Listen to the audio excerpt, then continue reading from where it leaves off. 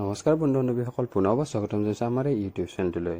বন্ধু-বান্ধৱীসকল, আজি আমি এটা ব্যতিক্ৰমী কথা আলোচনা কৰিম। আমি সকলোৱে জুবিন দাৰ ৰৈ ৰৈ বিনালে চিনেমাখনৰ কাৰণে আগ্ৰহী হৈ আছোঁ। আপোনালোকে ৰৈ ৰৈ বিনালে চিনেমাখন কেনেকৈ প্ৰস্তুত কৰা হ'ল সেইটো আপোনালোকে জানেনে?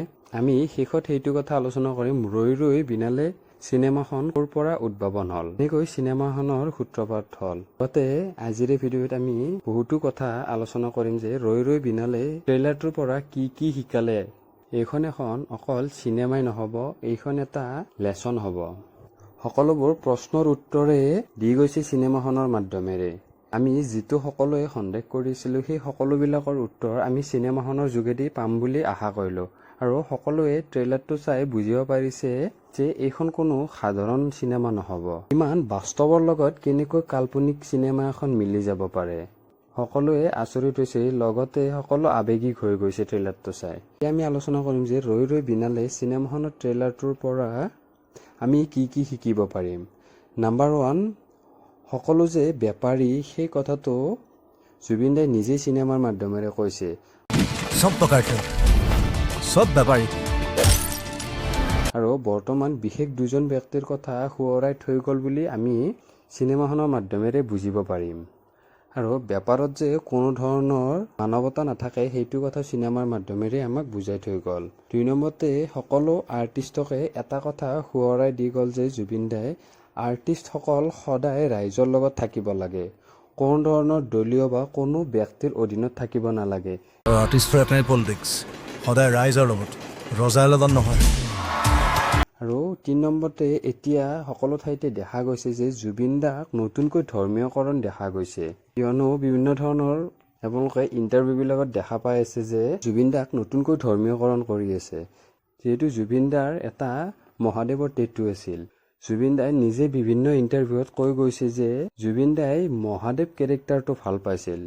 যি ধৰণত মহাদেৱে সকলোকে দান বৰঙণি আগবঢ়াইছিল, আমি সকলোৱেও জানো যে জুবিন দায়ো সকলোকে দান বৰঙণি কৰিছিল। মই ৰিলিজিয়াছ নহয় বাৰু, মই জাতি ধৰ্মত ইমান বিশ্বাসী নহয়, কিন্তু মোৰ শিৱ কেৰেক্টাৰটো ভাল লাগে। মহাদেৱ এজ এ কেৰেক্টাৰ মানে মই পুৰা চিনেমেটিক পাওঁ, মানে একদম বেলেগ ধৰণৰ। ভাল মিউজিচিয়ান, ভাল ডান্সাৰ, ভাং খায়। মই ভাং নাখাওঁ বাৰু, মানে নিচা কৰে, পাগলা ঘূৰি ফুৰে। He is in his own space. যাক তাক জিতি বৰ দি দিয়ে। হে লাগে নেকি? দিলে নহয়, পিছত চিন্তা কৰিছে এইটো কেলে কৰিলোঁ মই। এইবোৰ কাৰণতে জুবিন দাই মহাদেৱ কেৰেক্টাৰটো ভাল পাইছিল। আৰু বিভিন্ন ইণ্টাৰভিউত কৈ গৈছে যে মোৰ কোনো জাতি নাই, মোৰ কোনো ধৰ্ম নাই, মই মুক্ত, ময়ে কাঞ্চনজংঘা। তাৰপৰ একটা ডায়লগ আছে, মোৰ কোনো জাতি নাই, সবে জানে মই বামুণ মানুহ, কিন্তু মোৰ লগুণ নাই। মই হায়াৰ ছেকেণ্ডেৰী ফাৰ্ষ্ট ইয়েৰতে লগুণ ছিঙিছোঁ, আৰু এখন চিনেমাত মই লগুণ ছিঙিছোঁ। আৰু যেতিয়া মই লগুণ ছিঙো তেতিয়া ইণ্টাৰভেল হয়। মোৰ কোনো জাতি নাই, মোৰ কোনো ধৰ্ম নাই, মোৰ কোনো ভগৱান নাই, মই মুক্ত, মই কাঞ্চনজংঘা। সেইটো বাস্তৱতে জুবিন দাই অনুসৰণ কৰিছিল। আৰু জুবিন দাই অকল মানৱ ধৰ্মহে পালন কৰিছিল বা মানৱ জাতি বা মানুহ হিচাপে জীয়াই আছিল। আৰু বিভিন্ন ধৰণৰ ষ্টেজ প্ৰগ্ৰেমতো এইটো কথা কৈ গৈছে। এতিয়া আমি অকল অসমীয়া হিচাপে থাকিবলৈ কৈ গৈছে জুবিন দাই। মোৰ কোনো জাতি নাই, মোৰ কোনো ধৰ্ম নাই। কি হ'ল? চিনেমা নহয়, এইটো ৰিয়েলিটি হয়। মোৰ কোনো ভগৱান নাই, অকল অসম আছে। 4 নম্বৰতে আৰু বিভিন্ন ধৰণৰ ৰাজনীতিবিদসকলে বৰ্তমান এফালিয়াও কৰিব বিচৰাসকলক জুবিন দাই উত্তৰ দি গ'ল চিনেমাখনৰ মাধ্যমেৰে। 5 নম্বৰতে জুবিন দাই গোটেই ৰাইজৰ বাবে আছিল, আছে আৰু সদায় থাকিব, সেইটো কথাও চিনেমাৰ মাধ্যমেৰে আমাক বুজাই থৈ গ'ল। লগতে শেষৰটো কথা যে শিল্পীসকলৰ বাবে এটা আদৰ্শ হৈ যাব ৰৈ ৰৈ বিনালে চিনেমাখন। কিয়নো জুবিন দাই বাৰে বাৰে কৈছে যে আৰ্টিষ্টসকল সদায় ৰাইজৰ লগতে থাকিব লাগে, ৰজাসকলৰ লগত নহয়। সদায় আৰ্টিষ্টসকলৰ বাবে এটা আদৰ্শ হৈ ৰৈ যাব। শেষৰ ফালে আমি আলোচনা কৰোঁ যে ৰৈ ৰৈ বিনালে চিনেমাখনৰ সূত্ৰপাত কৈ থৈছিল। জুবিন দাই নিজে ষ্টেজ প্ৰগ্ৰেমত কৈ গৈছে যে ৰৈ ৰৈ বিনালে যি গানটো আছিলে, বহুত বছৰ পুৰণি গান এটা আছিলে, আপোনালোকে সকলোৱে চাগে শুনিছিলে আগতে।